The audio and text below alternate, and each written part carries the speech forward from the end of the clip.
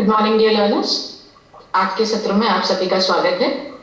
मैं डॉक्टर जूही श्रीवास्तव वर्तमान में श्री राम स्वरूप मेमोरियल यूनिवर्सिटी में असिस्टेंट प्रोफेसर के पद पर कार्यरत हूं और आज के सत्र में हम आपसे उन विषयों की चर्चा करेंगे जो हमारे लिए अत्यंत आवश्यक हैं तथा प्रासंगिक भी। पिछले सत्र में हमने आपसे कुछ विषयों के बारे में बात करी थी। आज के सत्र का विषय है इंट्रोडक्शन टू पॉलिटिकल थ्योरी, जिसका विषय कोड है DPSC 131। पिछली सत्र में जिन विषयों के बारे में हमने आपसे बात करी उसी कड़ी को आगे बढ़ाते हुए आज हम आपसे कुछ अन्य विषयों के बारे में बात करेंगे, जिसमें मुख्यतः राइट्स यानी अधिकार, डेमोक्रेसी यानी लोकतंत्र, जेंडर इक्वालिटी या लैंगिक समानता, सिटीजनशिप या नागरिकता एवं स्टेट एंड सिविल सोसाइटी यानी राज्य और नागरिक समाज। सबसे पहले हम बात करते हैं अधिकारों की। जैसे ही हम अधिकारों की बात करते हैं, हमारे मन में या हमारे मस्तिष्क में एक सवाल उठता है कि क्या राइट्स या अधिकार एक ऐसा विषय है जिसके बिना भी हम अपने समाज की कल्पना कर सकते हैं? तो उसका उत्तर है नहीं। क्यों? क्योंकि अधिकार या राइट्स एक ऐसी अवस्था है, एक ऐसी अधिकार है जिसके बिना मानव जीवन की कल्पना करना अत्यंत कठिन हो जाता है। अगर हम डिफाइन करने की कोशिश करें कि राइट्स क्या है, तो राइट्स वो नेसेसरी कंडीशंस हैं जिनके बिना मनुष्य अपने जीवन के बारे में सोच भी नहीं सकता। मनुष्य राइट्स एक ऐसे क्लेम्स हैं जो मानव समाज या मनुष्य राज्य के ऊपर डालता है, अधिकार के बारे में मांग करता है, क्योंकि उसको पता है कि अगर वो अधिकार हमें नहीं मिले तो उसके बिना हमारा जीवन अत्यंत कठिन हो सकता है। Rights are those necessary conditions without which we cannot realize our best self।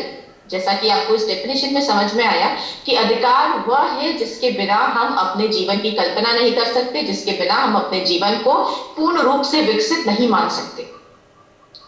अब हम बात करते हैं कि राइट्स कितने तरीके के होते हैं। जैसे अगर आपने बोला कि अधिकार हैं और अधिकार होने चाहिए, तो वो अधिकार क्या समाज के, क्या सरकार के द्वारा या राज्य के द्वारा क्या वो लेजिटिमाइज किए जाते हैं? लेजिटिमाइज यानी क्या उनको वैधता प्राप्त है? तो उसका उत्तर है हाँ, क्योंकि जब तक किसी भी कंसेप्ट को, किसी भी अवधारणा को लीगल बैकिंग नहीं मिलती है, लीगल सपोर्ट नहीं मिलता है, तब तक हम ये नहीं कह सकते कि वो रिकॉग्नाइज्ड है। तो अधिकार यानी राइट्स कुछ ऐसे क्लेम्स हैं जिन्हें समाज में रिकॉग्नाइज किया जाता है। क्यों रिकॉग्नाइज किया जाता है, क्यों उनको मान्यता दी जाती है? क्योंकि उनको पता है, सरकार को भी पता है कि मनुष्य जीवन में कुछ ऐसी स्थितियां हैं जिनको अगर हमने पूर्ण रूप से उनको सुविधाएं नहीं प्रदान की तो शायद मानव का पूर्ण रूप से विकास नहीं हो पाएगा, और अगर मानव का पूर्ण रूप से विकास नहीं हो पाएगा तो कभी भी वो राज्य की गतिविधियों में सक्रिय रूप से अपना योगदान नहीं दे पाएगा। अब हम बात करते हैं कि राइट्स कितने तरीके के होते हैं। तो राइट्स के बहुत सारे प्रकार होते हैं और अधिकारों के बारे में जब हम बात करते हैं तो सबसे पहले हमारे दिमाग में बात आती है जॉन लॉक की। जॉन लॉक के बारे में हम क्यों बात करते हैं? क्योंकि राइट्स का जो कंसेप्ट है, राइट्स की जो अवधारणा है, वो सिर्फ और सिर्फ एक सिविल सोसाइटी में ही हम इमेजिन कर सकते हैं। हम एक तानाशाही जैसे वातावरण में अधिकारों की चर्चा ही नहीं कर सकते, और इसीलिए जब हम लिबरल स्टेट की बात करते हैं, एक उदारवादी राज्य की बात करते हैं, तो उदारवादी राज्य एक ऐसा राज्य है जहां पर सरकार या जो प्रशासनिक व्यवस्था है वो व्यक्तियों के प्रति उदार होती है, व्यक्तियों के प्रति कहीं ना कहीं एक अफेक्शन की फीलिंग रखती है, क्योंकि उनको पता है कि व्यक्तियों के सहयोग के बिना राज्य को संचालित करना अत्यंत कठिन है। और इसीलिए जॉन लॉक का नाम लेना अत्यंत आवश्यक है, क्योंकि जॉन लॉक को फादर ऑफ लिबरलिज्म कहते हैं, यानी उदारवाद का जनक। और लिबरल स्टेट में ही जॉन लॉक ने जब अपनी स्टेट की थ्योरी के बारे में बात कर रहे थे, जब उन्होंने राज्य की उत्पत्ति के सिद्धांतों के बारे में चर्चा करी थी, तो उन्होंने सबसे पहले कहा था कि राज्य आएगा, लेकिन राज्य के आने का अर्थ ये नहीं है कि मनुष्य अपने अधिकारों को समर्पित कर देगा। उन्होंने बोला कि तीन ऐसे मुख्य राइट्स हैं, तीन ऐसे मुख्य अधिकार हैं जिनको लोग या व्यक्ति जिन्होंने राज्य के उत्पत्ति में अपना योगदान दिया है वो अपने पास उसको रिजर्व करके रखेंगे, और वो थे right to life, right to liberty and right to property, जिसको लॉक ने बेसिक राइट्स के बारे में या बेसिक राइट्स की टैगलाइन दी थी। उन्होंने बोला कि अगर राज्य कुछ भी ऐसा करता है, राज्य की तरफ से कोई भी ऐसी गतिविधि होती है जिससे मनुष्य के इन तीन बेसिक राइट्स का हनन होता है, जो वायलेट कर रहा है, तो व्यक्तियों के पास ये अधिकार है कि वो सरकार को या राज्य जो सरकारी तंत्र है उसको रिप्लेस कर सके, उसके अगेंस्ट अपनी आवाज उठा सके। तो सबसे पहले जब हम नेचुरल राइट्स की बात करते हैं यानी प्राकृतिक अधिकार, तो प्राकृतिक अधिकार वो अधिकार होते हैं जो हमें जन्म से प्राप्त होते हैं। नेचुरल यानी समथिंग विच इज इनबिल्ट, कुछ हमारे साथ है, जैसे ही हमने इस पृथ्वी पर जन्म लिया वो हमारे साथ, हमारे सेल्फ से, हमारे स्व से, हमारे व्यक्तित्व से जुड़ जाते हैं, और वो है, उसमें सबसे मुख्य होता है राइट टू लाइफ। जब हम राइट टू लाइफ की चर्चा करते हैं तो right to life with dignity, एक डिग्निफाइड लाइफ हमारे पास होना अत्यंत आवश्यक है। डिग्निफाइड यानी एक ऐसा जीवन जिसमें हम अपनी सारी मूलभूत आवश्यकताओं को पूरा कर पा रहे हैं और समाज और सरकार तंत्र में या प्रशासनिक व्यवस्था में भी अपना योगदान परिपूर्ण रूप से दे पा रहे हैं। तो ये कुछ ऐसे राइट टू लाइफ या जीवन की स्वतंत्रता, जीवन का अधिकार एक ऐसा अधिकार है जिसको मान्यता प्राप्त हुई है, और ये कहा जाता है कि इमरजेंसी के टाइम पे भी राइट टू लाइफ व्यक्तियों से छीना नहीं जा सकता, क्योंकि अगर आप एक डिग्निफाइड लाइफ का राइट किसी व्यक्ति से छीन लेते हो तो वो समाज में अपने अस्तित्व की कल्पना भी नहीं कर सकता है। इसके बाद हम बात करते हैं पॉलिटिकल राइट्स की। पॉलिटिकल राइट्स आज के वर्तमान परिस्थितियों में भी अत्यंत प्रासंगिक और आवश्यक है। क्यों है? क्योंकि हमने क्या बोला, स्टेट, गवर्नमेंट और कॉमन मैन, ये तीनों मिलकर कहीं ना कहीं समाज को एक सस्टेनेबल पोजीशन में लेकर जाते हैं। सस्टेनेबल पोजीशन का अर्थ होता है कि अगर समाज है, अगर राज्य है, तो राज्य के अस्तित्व को बरकरार रखने के लिए यह आवश्यक है कि व्यक्ति यानी जो सामान्य जनता है या जो आम नागरिक है उसका योगदान सरकारी तंत्र में या प्रशासनिक व्यवस्था में लगातार हमें मिलता रहे। और ये कब मिल पाएगा? जब हम उन व्यक्तियों को ये अपॉर्चुनिटी प्रोवाइड करेंगे कि वो सरकारी तंत्र में जुड़े, आए और हमसे बातें करें। तो जब हम पॉलिटिकल राइट्स की बात करते हैं या राजनीतिक अधिकारों की बात करते हैं तो राजनीतिक अधिकार वो अधिकार हैं जिनका इस्तेमाल करके, जिनका उपयोग करके हम सरकारी तंत्र में जुड़ने की कोशिश करते हैं, उसका हिस्सा बनते हैं, इनडायरेक्टली या डायरेक्टली। जब हम इनडायरेक्टली उसका हिस्सा बनने की कोशिश करते हैं तो हम ये देखते हैं कि कैसे हम प्रशासनिक व्यवस्था में आगे बढ़ सकते हैं, कैसे प्रशासन हमारे प्रति उदारवादी सोच को अपना सकता है। यानी बेसिकली हम राइट टू वोट की बात कर रहे हैं, या राइट टू कंटेस्ट इलेक्शंस की बात कर रहे हैं, या right to hold position in the government. हम चुनाव लड़ सकते हैं, हम सरकार के बारे में बात कर सकते हैं, हम सरकार की गतिविधियों का आलोचना भी कर सकते हैं। क्यों? क्योंकि ये हमारे राजनीतिक अधिकारों में कहीं ना कहीं शामिल या सम्मिलित किया गया है। इसके बाद हम बात करते हैं इकोनॉमिक राइट्स की। इकोनॉमिक राइट्स यानी आर्थिक अधिकार। इकोनॉमिक राइट्स यानी ऐसे अधिकार जिसके बेसिस पर, जिसके आधार पर हम अपने जीवन की मूलभूत आवश्यकताओं को पूरा कर सकते हैं और अपने अस्तित्व को समाज में बचा सकते हैं। जैसे कि right to food, right to clothing, right to shelter, रोटी, कपड़ा, मकान, ये मनुष्य के कुछ ऐसे अधिकार, कुछ ऐसी आवश्यकताएं हैं जिनके बिना मानव जीवन की कल्पना करना अत्यंत कठिन हो जाता है। तो आर्थिक अधिकारों या इकोनॉमिक राइट्स के बेसिस पर कहीं ना कहीं हम सरकार के सामने ये क्लेम कर सकते हैं कि ये हमारा अधिकार है और हमें ऐसी परिस्थितियों में, हमें ऐसे वातावरण में डाले, ऐसे वातावरण हमारे लिए क्रिएट करे जिनके माध्यम से, ऐसे वातावरण हमारे लिए बनाए जाए जिनके माध्यम से या जिनकी मदद से हम अपने आर्थिक अधिकारों का, हम अपनी आर्थिक आवश्यकताओं को पूरा कर सके, अपनी मूलभूत आवश्यकताओं को पूरा कर सके, और उनको पूरा करने के बाद ही कहीं ना कहीं हम अपने सामाजिक जीवन में जो हमारा योगदान बनता है समाज की तरफ, वो हम उनको कंट्रीब्यूट कर सके। इसके बाद हम बात करते हैं कल्चरल राइट्स की। कल्चरल राइट्स यानी सांस्कृतिक अधिकार। कल्चरल जैसे कि आप समझ सकते हैं, सांस्कृतिक यानी संस्कृति से जुड़ा हुआ। तो ये ऐसे अधिकार हैं जिनके माध्यम से हम अपनी कल्चरल ट्रेडिशंस को, कस्टम्स को प्रिजर्व करने की कोशिश करते हैं। हम अपनी संस्कृति को, उसकी मूलभूत जो उसके आधार है, आधारशिला है, उसको कहीं ना कहीं बचाने की कोशिश करते हैं। और राज्य का भी ये एक रिस्पॉन्सिबिलिटी है, उसकी एक जिम्मेदारी है कि वो एक ऐसे वातावरण को क्रिएट करे जिसके माध्यम से हम अपनी सांस्कृतिक गतिविधियों को आगे लेकर जाएं, हम अपनी संस्कृति की मूलभूत जो वैल्यूज हैं, जो वैल्यू सिस्टम है, उनको आगे लेकर जाएं और अपनी संस्कृति की जो आधारशिला है उसको कहीं ना कहीं बचाकर रखें। राइट्स के बारे में बहुत सारी थ्योरीज भी दी गई।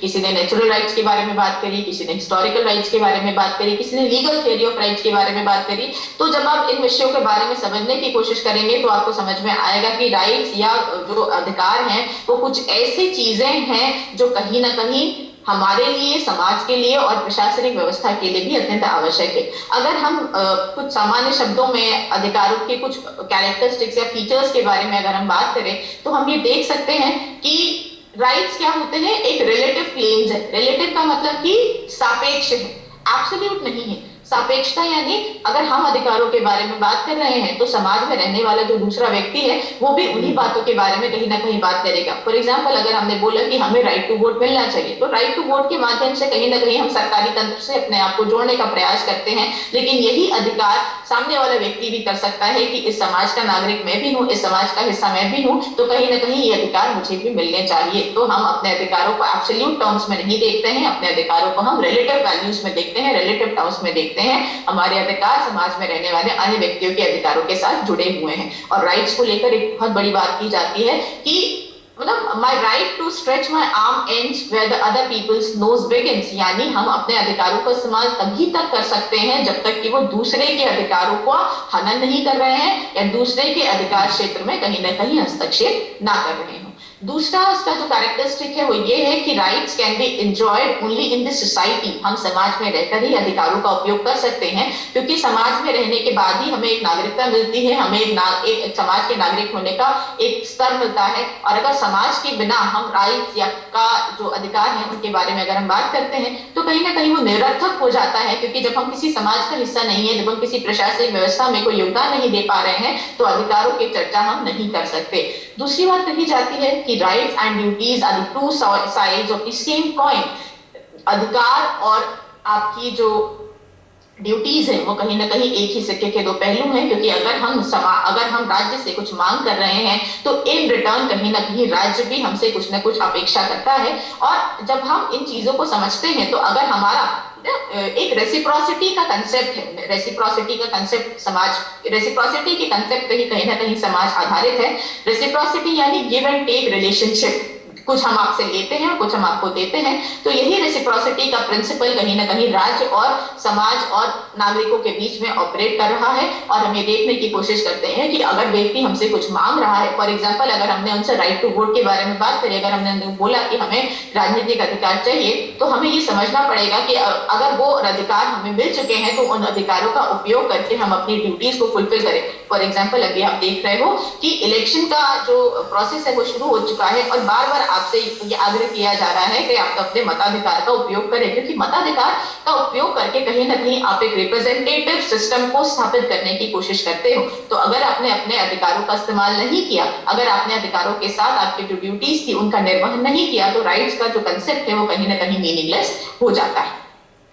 उसके बाद हम ये कहते हैं कि rights can not B exercised in isolation, यानी अगर हम एकाकी जीवन व्यतीत कर रहे हैं तो राइट्स का कंसेप्ट कभी भी हम ये नहीं कह सकते कि राइट्स का जो कंसेप्ट है उसको हम रियलाइज कर सकते हैं। क्योंकि एक व्यक्ति समाज में जब रहता है तो वो व्यक्ति कहीं ना कहीं ये देखने की कोशिश करता है कि राइट्स क्या है, कैसे हम उनको समझते हैं और कैसे हम उनको आगे लेके जाने की कोशिश कर रहे हैं। लेकिन अगर हम समाज में एकाकी जीवन व्यतीत कर रहे हैं तो कभी भी हम उनके बारे में चर्चा नहीं कर सकते, क्योंकि राइट्स एक ऐसा क्लेम है जो समाज के थ्रू मान्यता दी जाती है। और अगर हम समाज का हिस्सा ही नहीं है, अगर हम इस प्रशासनिक व्यवस्था का हिस्सा नहीं है, तो कभी भी हम अधिकारों के बारे में नहीं बात कर सकते। तो ये कुछ बातें थी जिसमें, और अगर नो ड्यूटीज नो राइट्स के बारे में अगर हम बात करें तो नो ड्यूटीज यानी नो राइट्स। अगर आप अधिकारों के बारे में बात कर रहे हो तो उतनी ही इंपॉर्टेंस के साथ आपको ड्यूटीज के कंसेप्ट के बारे में बात करना होगा। एक कोड दिया जाता है कि if I have my right, it is my duty to respect the right of others in the society. यानी अगर मेरे पास अधिकार है तो समाज में रहने वाले अन्य लोगों के अधिकारों के बारे में भी ध्यान रखना और उसके बारे में बात करना मेरे लिए अत्यंत आवश्यक है। क्योंकि राइट और लिबर्टी का मतलब कभी भी लाइसेंस नहीं होता कि आपने अपने अधिकारों को एब्सोल्यूट तरीके से इस्तेमाल किया और सामाजिक और प्रशासनिक व्यवस्था को नुकसान पहुंचाने की कोशिश करी। अगर आप ऐसा कुछ भी करते हो तो उसके अगेंस्ट आपके अगेंस्ट एक्शन भी लिया जा सकता है, क्योंकि राइट्स जो होते हैं वो रेशनल प्रिंसिपल्स पे आधारित होते हैं। रेशनैलिटी यानी the power to distinguish in between the right and the wrong, क्या सही है क्या गलत है उसके बारे में जानने समझने के बाद ही हम अधिकारों की चर्चा करते हैं। और अगर हम अपने अधिकारों को इरेशनल तरीके से यूज करने की कोशिश करेंगे तो कहीं ना कहीं वो हमसे वापस लिए जा सकते हैं। अब हम बात करते हैं टाइप्स ऑफ राइट्स में दूसरा मोरल राइट्स। मोरल राइट्स यानी नैतिक अधिकार। मोरालिटी एक ऐसा टर्म है जो कहीं ना कहीं हमारे मस्तिष्क में अत्यंत एक ऐसी जगह बना चुका है जिसके बिना हम अपने जीवन की कल्पना नहीं कर सकते। क्यों नहीं कर सकते? क्योंकि मोरालिटी या नैतिकता यानी हम human sense of goodness and justice की बात कर रहे हैं। Human sense of goodness and justice यानी हम न्याय के व्यवस्था के बारे में सोच रहे हैं, हम सबके कम्युनिटी वेलफेयर के बारे में सोच रहे हैं, हम ये देख रहे हैं कि हमारे किसी भी एक्शन से, हमारी किसी भी गतिविधियों से समाज में कुछ गलत ना हो पाए। तो हम ये कहते हैं कि मोरल राइट्स भी होते हैं, लेकिन मोरल राइट्स जो होते हैं वो ह्यूमन कॉन्शियसनेस या मानव चेतना पर आधारित हो रहे हैं, क्योंकि मानव चेतना में, मानव मस्तिष्क में कहीं ना कहीं हम अपने रेशनैलिटी का इस्तेमाल करते हुए सही गलत के बारे में सोचते हुए अपने अधिकारों के बारे में बात करते हैं। अब बात आती है लीगल राइट्स की। तो लीगल राइट्स क्या है? लीगल राइट्स ऐसे राइट्स हैं जिनको राज्य ने रिकॉग्नाइज किया है, उनको मान्यता प्रदान की है और उनको एनफोर्स करने में राज्य अपना पूर्ण रूप से योगदान दे रहा है। और अगर इनको कहीं किसी भी तरीके से वायलेट किया जाता है तो लॉ के थ्रू उसको हम पनिश कर सकते हैं। तो ये कुछ टाइप्स ऑफ राइट्स के बारे में हमने बात करी। जैसा हमने आपको बताया कि राइट्स को लेकर बहुत सारी थ्योरीज हैं। नेचुरल राइट्स के बारे में बात करी जाती है कि नेचुरल राइट्स कौन से जो है वो इनएलिएनेबल होते हैं। इनएलिएनेबल यानी जो हमसे लिए नहीं जा सकते, जो हमसे जुड़े हुए हैं और जिसको हम ट्रांसफर नहीं कर सकते, which can not be transferred from one person to another person, क्योंकि हर व्यक्ति के अपने कुछ नेचुरल राइट्स होते हैं। लीगल राइट्स के बारे में बात करो तो लीगल राइट्स के बारे में बात करें कि लास्की ने, बेंथम ने, हीगल ने और ऑस्टिन ने, मोस्ट इंपॉर्टेंटली इन लोगों का नाम लीगल राइट्स कॉन्टेक्स्ट में लिया जाता है। और ये कहा जाता है कि लीगल राइट्स क्या है? वो राज्य का कहीं ना कहीं एक प्रोडक्ट है। क्यों प्रोडक्ट है? क्योंकि उनको लीगलिटी किसके थ्रू मिलती है? उनको वैलिडिटी किसके थ्रू मिलती है? राज्य के थ्रू। और लीगल राइट्स का ही दूसरा नाम या आइडियल राइट्स के नाम से लिया जाता है या आइडियलिस्टिक कंसेप्ट के नाम से लिया जाता है। आइडियल यानी एक आइडियल स्टेट में कुछ ऐसे अधिकारों के बारे में हम बात करते हैं जो हमारे लिए बहुत आवश्यक है और जिन्हें राज्य कहीं ना कहीं लागू करने का पूर्णतया प्रयत्न करता है। अब हम एक बहुत इंपॉर्टेंट थ्योरी के बारे में अगर बात करें तो वो है social welfare theory of rights. Social welfare theory of rights यानी हम उन अधिकारों के बारे में बात कर रहे हैं या राज्य के द्वारा उन्हीं अधिकारों को मान्यता प्रदान की जा रही है जिसके माध्यम से हम सोशल वेलफेयर को अपग्रेड कर सकें। सोशल वेलफेयर यानी सामाजिक रूप से या समाज में रहने वाले हर व्यक्ति का कहीं ना कहीं भला हो। हमने आपसे पिछले सत्र में ये बात करी थी कि स्टेट का जो कंसेप्ट था, जो स्टेट का रोल था, वो बदल गया। कैसे बदला? पहले हम पुलिस स्टेट की अवधारणा के बारे में बात करते थे, लेकिन आज हम कहीं ना कहीं वेलफेयर स्टेट की अवधारणा के बारे में बात कर रहे हैं। और वेलफेयर यानी कल्याणकारी राज्य। तो social welfare theory of right इसी कल्याणकारी राज्य के कंसेप्ट की अवधारणा पर आधारित है, जिसमें ये कहते हैं कि कहीं ना कहीं हम उन्हीं अधिकारों को मान्यता देंगे या उन्हीं अधिकारों को राज्य के थ्रू रिकॉग्नाइज किया जाएगा जो कम्युनिटी वेलफेयर को आगे लेके जाने की कोशिश करते हैं। और social welfare theory of right में सबसे इंपॉर्टेंट नाम होता है रॉस्को पाउंड का। रॉस्को पाउंड ने सबसे पहले इस कल्याणकारी पर्सपेक्टिव के बारे में बात करी और अधिकारों को इस वेलफेयर पर्सपेक्टिव से देखने की कोशिश करी। तो ये कुछ बातें थी अधिकारों के बारे में। अब हम बढ़ते हैं डेमोक्रेसी यानी लोकतंत्र के बारे में। लोकतंत्र एक ऐसा तंत्र जो लोगों का तंत्र। आपको अब्राहम लिंकन की डेफिनेशन जरूर याद होगी जिसमें उन्होंने बोला था कि democracy is the government of the people, for the people and by the people. एक ऐसा तंत्र जो लोगों के लिए है, लोगों के द्वारा है और लोगों का ही है।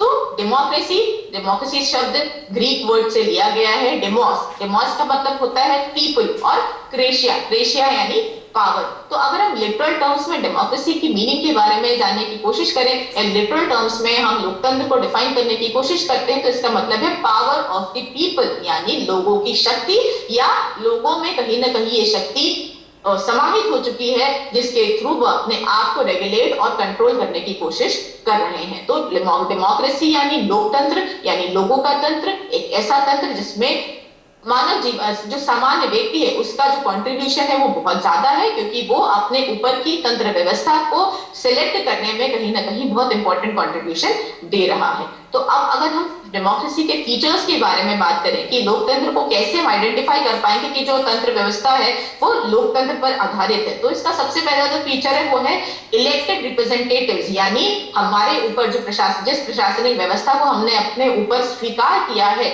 उसमें जो लोग हमारे लिए नीति नियम कानूनों का निर्माण करेंगे वो हमारे द्वारा चुने जाएंगे। It is not possible for every man to go there and make laws. हम नहीं कह सकते क्योंकि डेमोक्रेसी में अगर हम ये कहते हैं कि लोगों का तंत्र है और अगर हम ये बोल दें कि हर व्यक्ति के पास ये अधिकार है कि वो अपने लिए नियम नीति कानून बना सकता है या सरकारी तंत्र का हिस्सा बन सकता है, तो ये संभव नहीं है।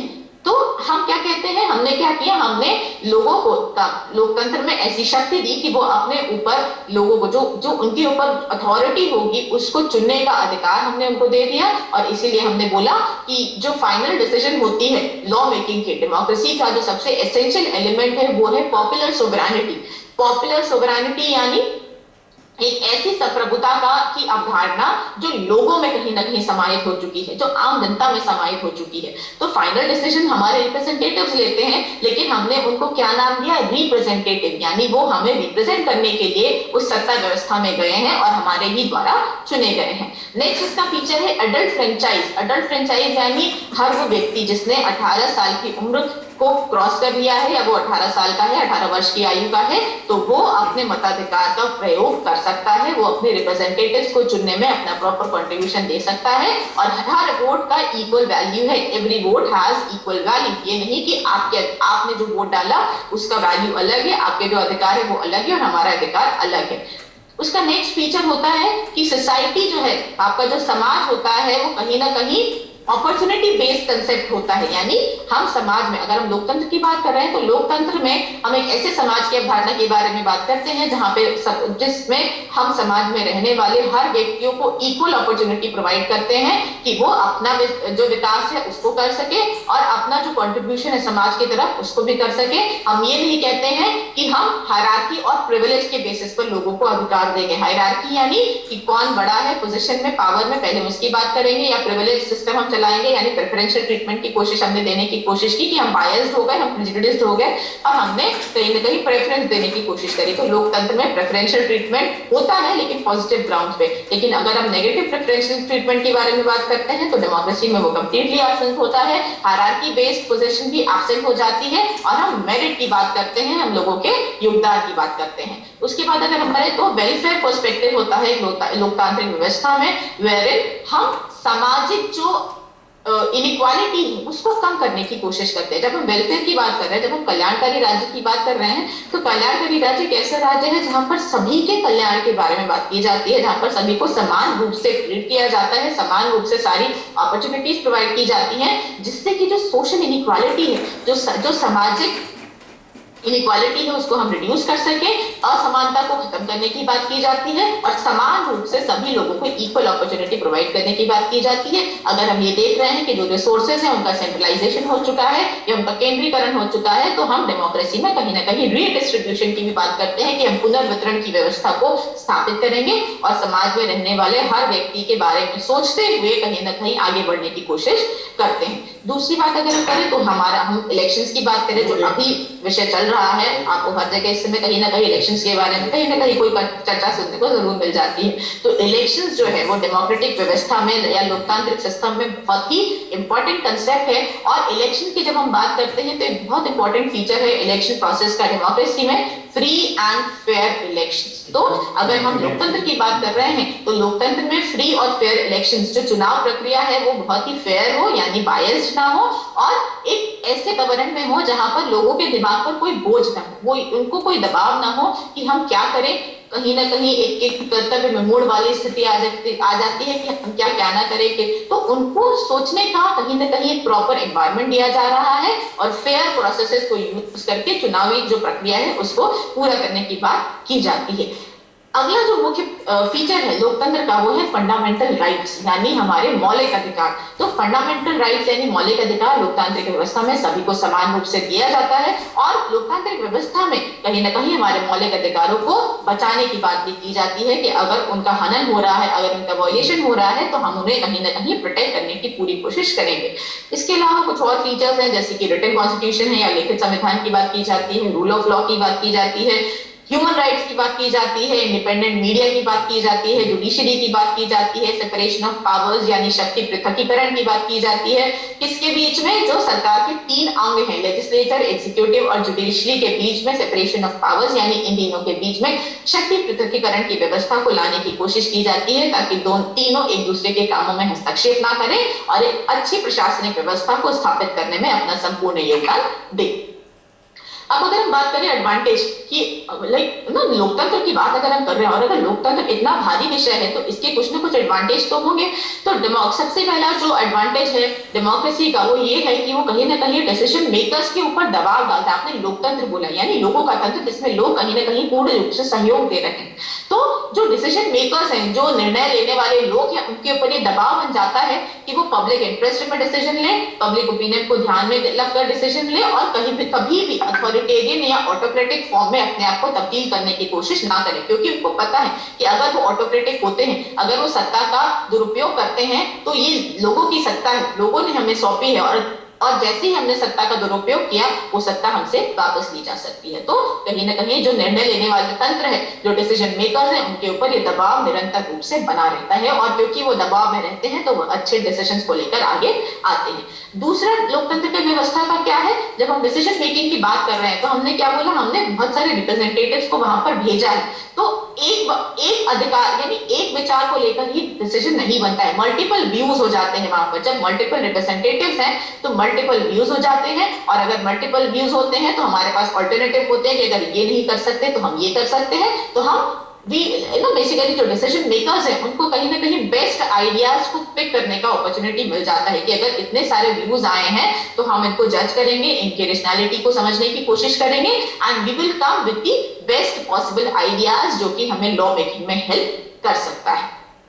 तीसरा अगर हम बात करें तो लोकतंत्र कहीं ना कहीं लोगों के कैरेक्टर बिल्डिंग में बहुत बड़ा योगदान देता है। जो आम नागरिक है उसके व्यक्तित्व के विकास में, उसके चरित्र के विकास में लोकतंत्र बहुत ही आवश्यक रूप से अपना जो रोल है वो प्ले करता है। क्योंकि हमने क्या बोला कि हम समानता के बारे में बात कर रहे हैं, तो जब हम समानता के बारे में बात कर रहे हैं तो हमने लोगों के बारे में सोचा, हमने समाज से इनइक्वालिटी रिमूव करने की बात करी, हम लोगों को एक रेशनैलिटी का पर्सपेक्टिव देने की कोशिश कर रहे हैं। कैसे? हम उनको बता रहे हैं कि आप ये देखो कि क्या सही है क्या गलत है और अपने लिए अच्छा तंत्र व्यवस्था लेकर आइए। तो हमने उनको रेशनल बनाने की कोशिश करी, हमने उनको एक इंडिपेंडेंट थिंकिंग प्रोवाइड करने की कोशिश करी कि एक फ्री एनवायरनमेंट में आप ये देखो कि सरकार आपके लिए क्या कर रही है और आप सरकार के लिए क्या कर रहे हो और कैसे इस गिव एंड टेक रिलेशनशिप को हम एक पॉजिटिव पर्सपेक्टिव में आगे लेके जा सकते हैं। तो कहीं ना कहीं लोगों के डेवलपमेंट में, लोगों के कैरेक्टर बिल्डिंग में जो लोकतांत्रिक व्यवस्था है वो बहुत ही अपना अत्यंत आवश्यक जो योगदान है वो दे रही है। डेमोक्रेसी को लेकर विभिन्न पर्सपेक्टिव्स आए, लोगों ने विभिन्न तरीके से डेमोक्रेसी को समझने की बात करी। लेकिन अगर हम मुख्यतः बात करें कि डेमोक्रेसी के कौन से दो व्यूज है जो अत्यंत आवश्यक है, तो सबसे पहले हम प्रोसीजरल व्यू के बारे में बात करेंगे और हम सब्सटेंशिव व्यू के बारे में बात करेंगे। प्रोसीजरल व्यू को मिनिमलिस्ट व्यू भी कहते हैं और सब्सटेंशिव व्यू को मैक्सिमलिस्ट व्यू कहते हैं। जो प्रोसीजरल डायमेंशन है डेमोक्रेसी का, वो ये देखता है कि जो प्रोसीजर्स है डेमोक्रेसी में, जो लोकतंत्र में जितनी भी प्रक्रियाएं, प्रोसीजर यानी प्रक्रिया, तो लोकतंत्र में जितनी भी प्रक्रियाएं चल रही हैं वो फेयर हो, वो कहीं ना कहीं बायस्ड भी ना हो और एक ऐसे एनवायरनमेंट में ऑपरेट कर रही हो जहां पर लोगों के डेवलपमेंट पर ज्यादा से ज्यादा फोकस किया जा रहा है। तो प्रोसीजरल डायमेंशन कहीं ना कहीं प्रोसीजर की फेयरनेस के बारे में बात करता है। वो ये देखता है कि रेगुलर इलेक्शंस हो रहे हैं, कॉम्पिटिटिव इलेक्शंस हो रहे हैं, यूनिवर्सल अडल्ट फ्रेंचाइज के बारे में बात की जा रही है और प्लूरल पॉलिटिकल पार्टिसिपेशन के बारे में बात की जा रही है। प्लूरल यानी एक से ज्यादा और पॉलिटिकल पार्टिसिपेशन यानी राजनीति में हमारा भाग लेना, हमारी सहभागिता। तो प्लूरल पॉलिटिकल पार्टिसिपेशन यानी बहुत सारे लोगों को राजनीतिक सहभागिता दिखाने का जो इक्वल अपॉर्चुनिटी है वो दिया जा रहा है ना। It depends upon the common man कि वो किस तरीके से अपनी जो क्वालिटीज है, अपनी जो क्षमता है, उसका इस्तेमाल करते हुए तंत्र व्यवस्था का हिस्सा बन सकता है। और उसके बाद हम क्या करते हैं, मिनिमलिस्ट व्यू में क्या किया जाता है, बेसिकली हम ये कहते हैं कि क्योंकि हम प्रोसीजरल फेयरनेस की बात की जाती है तो एक क्रिटिसिज्म ये आया मिनिमलिस्ट व्यू का कि हम ज्यादा से ज्यादा प्रोसीजर पे फोकस करते हैं और लोगों के बारे में हम कम बात करते हैं। तो ये माना गया कि प्रोसीजरल व्यू में लोगों को पैसिव रोल दिया जाता था, जहां पर उन्हें जितना बताया गया था उतना ही करने की उनको अपॉर्चुनिटी दी जाती थी। और इसी को कॉन्ट्राडिक्ट करते हुए कहीं ना कहीं हमारे पास सब्सटैंशियल डेमोक्रेसी के बारे में बात करी गई। और सब्सटैंशियल डेमोक्रेसी यानी जो मैक्सिमलिस्ट व्यू था उसने प्रोसीजरल पर्सपेक्टिव के शॉर्टकमिंग्स को हाईलाइट किया। उसने बोला कि जो सोशल इकोनॉमिक डिफरेंसेस है, अगर हमने उनको कम नहीं किया, जो आर्थिक और सामाजिक इनइक्वालिटी या असमानता समाज में है, अगर हम उनको कम करने की कोशिश नहीं करेंगे तो लोग प्रशासनिक व्यवस्था में, लोग लोकतंत्र में अपना पूर्ण योगदान नहीं दे पाएंगे। तो जो सब्सटैंशियल डेमोक्रेसी थी, जो मैक्सिमलिस्ट डेमोक्रेसी थी, उसने कहीं ना कहीं सोशल इक्वालिटी पे फोकस करा। उसने ये बात करी कि जो कॉमन गुड का कंसेप्ट है, यानी जो कम्युनिटी वेलफेयर के बारे में हम बात करते हैं, जो हम सामुदायिक कल्याणकारी राज्य के बारे में बात करते हैं, हमें लोगों को उस पर्सपेक्टिव से एक्टिव रोल्स प्रोवाइड करने पड़ेंगे, हमें असमानताओं को हटाना पड़ेगा और हमें लोगों को इक्वल अपॉर्चुनिटी देनी पड़ेगी, तभी जाके लोग हमसे जुड़ पाएंगे और हम समाज को कहीं ना कहीं एक इक्वल पर्सपेक्टिव पे ध्यान दे पाएंगे। टाइप्स ऑफ डेमोक्रेसी के बारे में बात करें तो बहुत सारे टाइप्स है। पार्टिसिपेटरी मॉडल है जिसमें लोगों को पार्टिसिपेट करने का राइट दिया जाता है। प्लूरलिस्ट डेमोक्रेसी है जहां पर कोई एक ग्रुप डोमिनेट नहीं करता है, जहां पर मल्टीपल पार्टीज होती है, मल्टीपल ग्रुप्स होते हैं जो कम्पीट करते हैं और बेस्ट ग्रुप निकल के आने की कोशिश करता है, जिसमें आप जैसे आप बात कर सकते हो मल्टी पार्टी सिस्टम की, कि एक पार्टी डोमिनेट नहीं कर रही है, विभिन्न पार्टियां हैं जो कम्पीट कर रही हैं और आगे निकल कर आ रही हैं। इसके बाद डेलिबरेटिव डेमोक्रेसी भी है, सोशल डेमोक्रेसी है, क्लासिकल डेमोक्रेसी है जिसमें लोकतंत्र की जो क्लासिकल पर्सपेक्टिव था उसके बारे में बताने की कोशिश की गई थी। लेकिन आज के वर्तमान परिप्रेक्ष्य में जो सबसे अत्यंत आवश्यक डेमोक्रेसी का फॉर्म है वो है ई डेमोक्रेसी। ई डेमोक्रेसी जैसे ही आप बात करते हो तो आपके बारे में बात आती है कि ई डेमोक्रेसी यानी इंटरनेट का इस्तेमाल किया जा रहा है, इंफॉर्मेशन टेक्नोलॉजी का इस्तेमाल किया जा रहा है। तो यस, ई डेमोक्रेसी क्या है? Electronic democracy. इलेक्ट्रॉनिक डेमोक्रेसी यानी हमने इंफॉर्मेशन टेक्नोलॉजी के मीडियम्स को यूज करके, मॉडर्न मीन्स ऑफ कम्युनिकेशन को यूज करके हमने लोगों के जो पार्टिसिपेशन था उसको बढ़ाने की कोशिश करी। लोकतांत्रिक व्यवस्था क्या है ये लोगों को समझाया, लोकतंत्र के बारे में पूर्ण रूप से लोगों को सोचना दी और उनको यह भी बताया कि कहीं ना कहीं इसके माध्यम से भी आप लोकतांत्रिक व्यवस्था से अपने आप को जोड़ के रख सकते हो। तो ई डेमोक्रेसी एक ऐसा कंसेप्ट है जो धीरे धीरे हमारे समाज में आ रहा है और अनडाउटेडली ये बहुत ही एक अत्यंत आवश्यक अवधारणा के रूप में आपके सामने आगे के दिनों में आ सकता है। अब अगर हम लोकतंत्र की बात कर रहे हैं तो इंडियन डेमोक्रेसी के बारे में बात किए बिना हम आगे नहीं बढ़ सकते। तो अगर हम इंडियन डेमोक्रेसी के कुछ फीचर्स के बारे में बात करने की कोशिश करें तो सबसे पहली बात होती है हमारा प्रियम्बल, हमारी संविधान की प्रस्तावना, जिसने कुछ शब्दों में ही ये बता दिया कि क्या हमारा डेमोक्रेसी किस तरीके से आगे रहेगा। उसने बोला कि India sovereign, socialist, secular, democratic and Republic. Sovereign यानी संप्रभुता है, सोशलिस्ट यानी समाजवाद पे आधारित है, सेक्युलर यानी धर्मनिरपेक्षता और डेमोक्रेटिक यानी लोगों का तंत्र और रिपब्लिक यानी elected head of the state. जब हम बात करते हैं कि इंडिया एक रिपब्लिक स्टेट है तो इसका मतलब है कि इंडिया में जो हेड ऑफ द स्टेट है, जो इस राज्य का अल्टीमेट हेड है, वो इलेक्टेड है।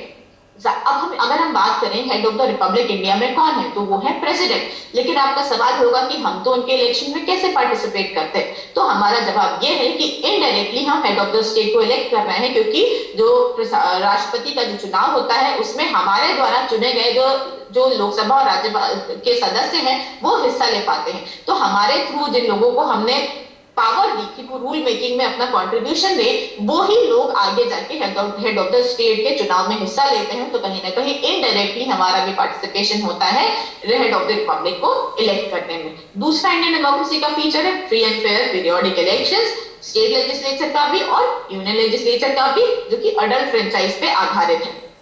उसके बाद होती है रूल ऑफ लॉ, यानी लॉ के सामने या कानून के नजर में सभी एक समान है और सबको इक्वल ट्रीटमेंट दिया जाएगा, कोई भी व्यक्ति कानून से ऊपर नहीं। रूल ऑफ लॉ का कंसेप्ट एवी डाइसी ने दिया था और उन्होंने पहले ही बोल दिया था कि everyone is equal in the eyes of law and no one is above the law.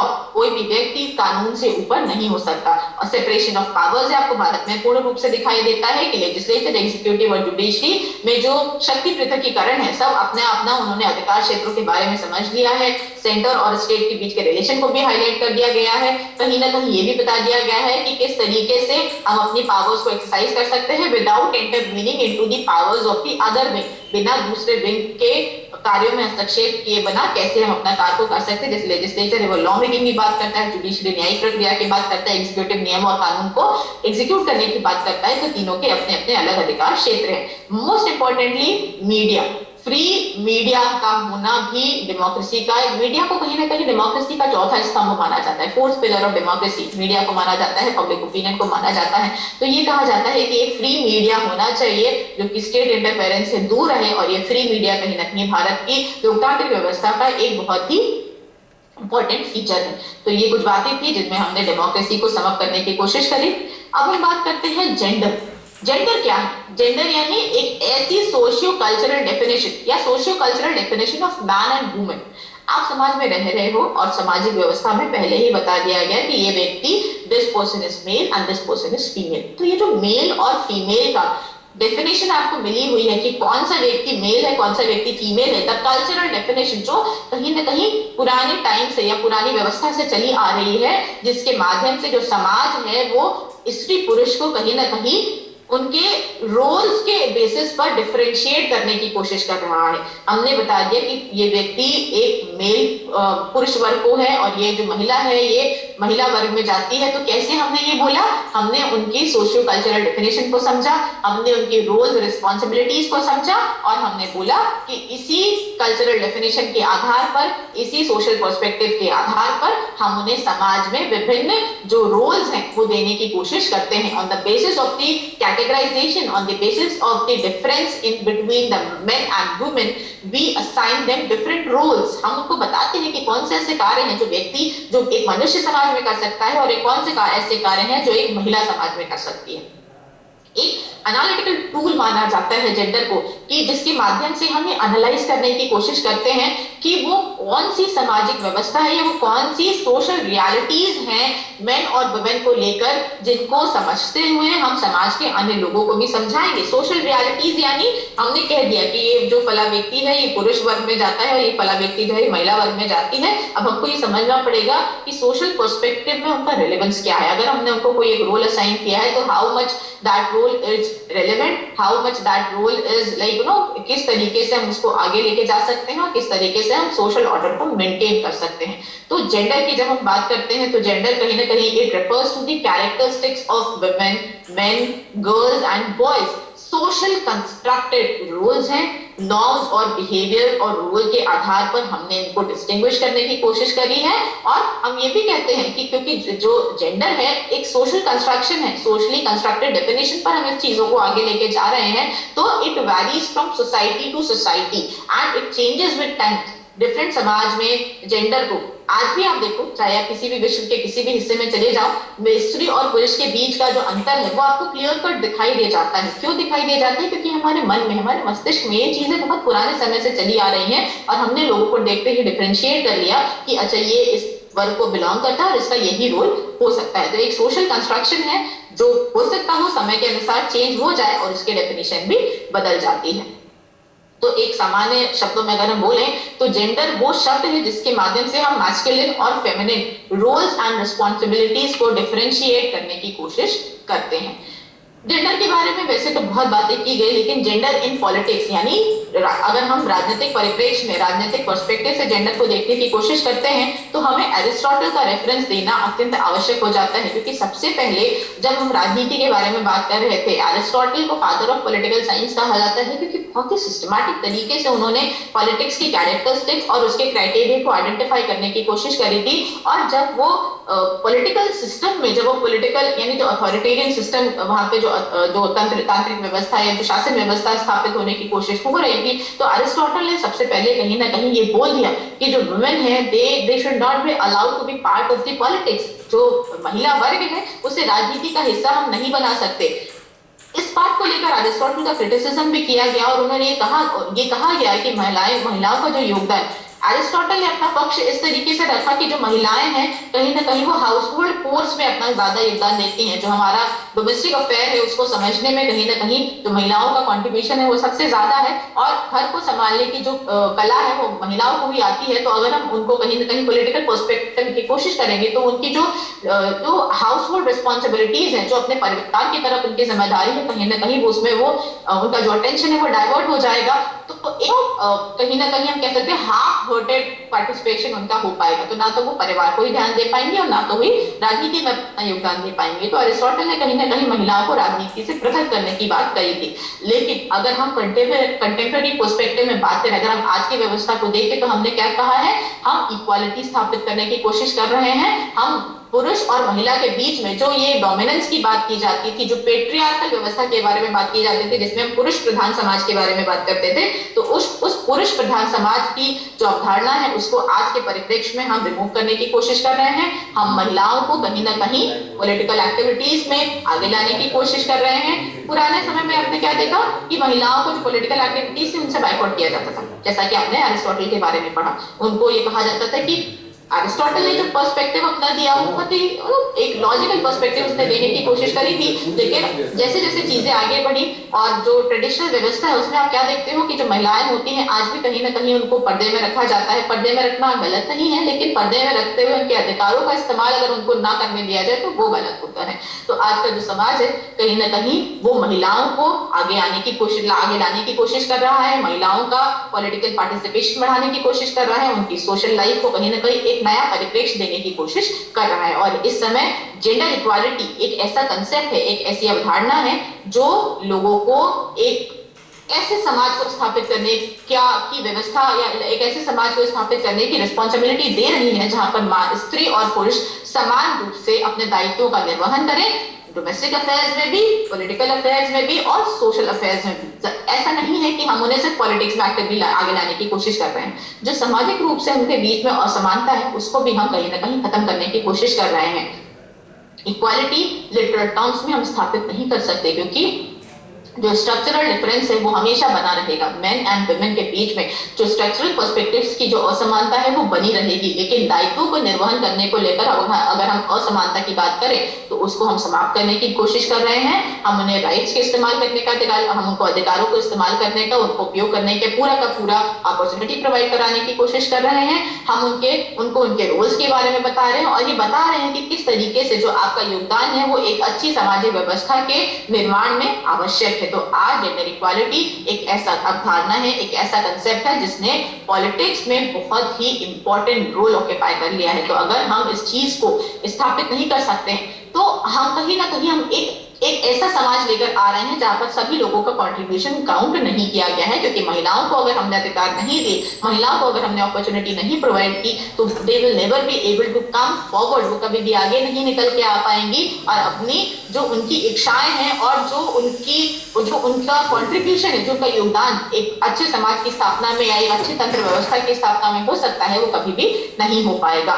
तो अगर हम जेंडर इक्वालिटी की बात कर रहे हैं तो जेंडर इक्वालिटी का मतलब है equality which involves in ensuring that the perceptions, interests, needs and priorities of the male and women will be given equal weight in planning and decision making। यानी जो डिसीजन मेकर्स हैं, जो planning system है, planning mechanism है, जब वो नीति निर्माण के बारे में बात कर रहा है तो समाज में रहने वाला हर व्यक्ति, चाहे वो स्त्री हो चाहे वो पुरुष हो, उसके परसेप्शन यानी उसकी विचारधारा को समझना, उनके इंटरेस्ट को समझना, उनकी आवश्यकताओं को समझना और उनकी प्रायोरिटीज को इक्वल रूप से समझते हुए नीति निर्माण की प्रक्रिया को आगे लेके जाएंगे, ना कि सिर्फ मेल पर्सपेक्टिव को आगे समझते हुए वो जाएंगे। तो महिलाओं को इक्वल राइट्स देना, उनको इक्वल अपॉर्चुनिटीज देना, उनको इक्वल रिस्पॉन्सिबिलिटीज देना और एक इक्वल पर्सपेक्टिव का समाज करना कहीं ना कहीं जेंडर इक्वालिटी के लिए, जेंडर इक्वालिटी के कंसेप्ट को स्थापित करने के लिए अत्यंत आवश्यक है। और जब ये सारी चीजें अगर ये चीजें हो जाती है, अगर हमारा समाज जेंडर इक्वालिटी के कंसेप्ट पर आधारित हो जाता है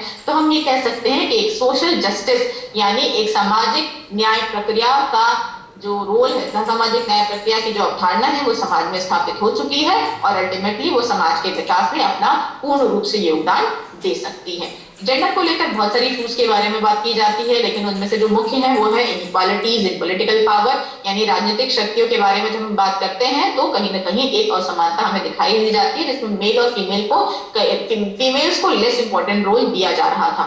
इनइक्वालिटीज विद इन हाउसहोल्ड्स, हम ये कह देते हैं कि ये काम जो है वो सिर्फ महिला कर सकती है, ऐसा कोई काम नहीं है। हमने ये माना कि स्ट्रक्चरल डिफरेंसेस है, लेकिन कुछ भी ऐसा नहीं है जो स्त्री और पुरुष एक साथ मिलकर नहीं कर सकते। तो हमने जो पहले ये बोल दिया था कि महिलाओं को सिर्फ चार दीवारी में रहना चाहिए और घर के कामों में ही उनका योगदान है, तो हमने बोला नहीं, वो गलत है।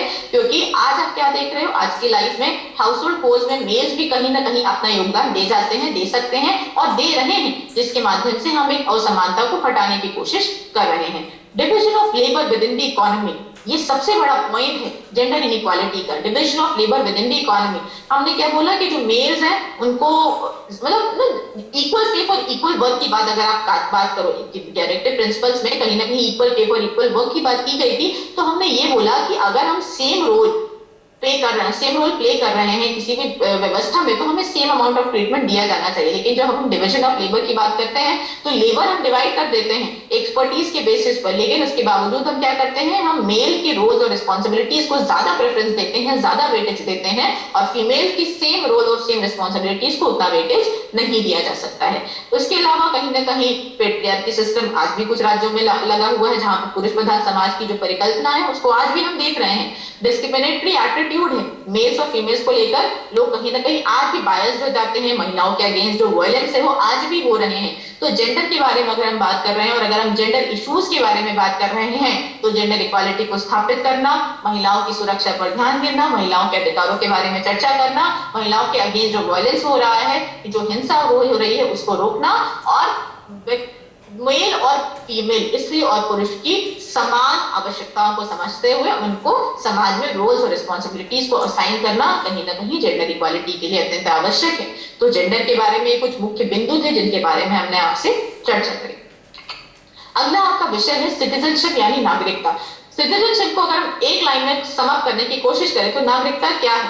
Citizenship is a relationship between individual and a state. राज्य और व्यक्ति या राज्य और नागरिक के बीच में, राज्य और व्यक्ति के बीच में जो रिलेशनशिप होता है, जो उनके बीच में जो संबंध होता है, वो होता है सिटीजनशिप, जिसमें हम कहीं ना कहीं समाज के प्रति अपना योगदान देते हैं और या प्रशासनिक व्यवस्था में के प्रति अपना कंट्रीब्यूशन देते हैं, और प्रशासनिक व्यवस्था रिस्पॉन्सिबल हो जाती है हमारे सुरक्षा के लिए। तो हमने क्या देखा, सिटीजनशिप भी कहीं ना कहीं एक रेसिप्रोसिटी बेस्ड कंसेप्ट है, जहां पर हम अपनी ड्यूटीज को परफॉर्म कर रहे हैं। Being a citizen of any country, एक राज्य का नागरिक होने के नाते हमारे कुछ ड्यूटी होती है और हम उस पर उन रोल्स को निर्वहन करने की कोशिश करते हैं, और जिस राज्य में हम रह रहे हैं, जिसके प्रति हमने अपनी ड्यूटीज को फुलफिल किया, उस राज्य की ये जिम्मेदारी हो जाती है कि वो हमें प्रोटेक्ट करे, हमारे राइट्स को प्रोटेक्ट करे और हमारी जितनी भी मूलभूत आवश्यकताएं हैं उनको सस्टेन करे और उनको प्रोटेक्ट करके आगे लेके जाने की कोशिश करे।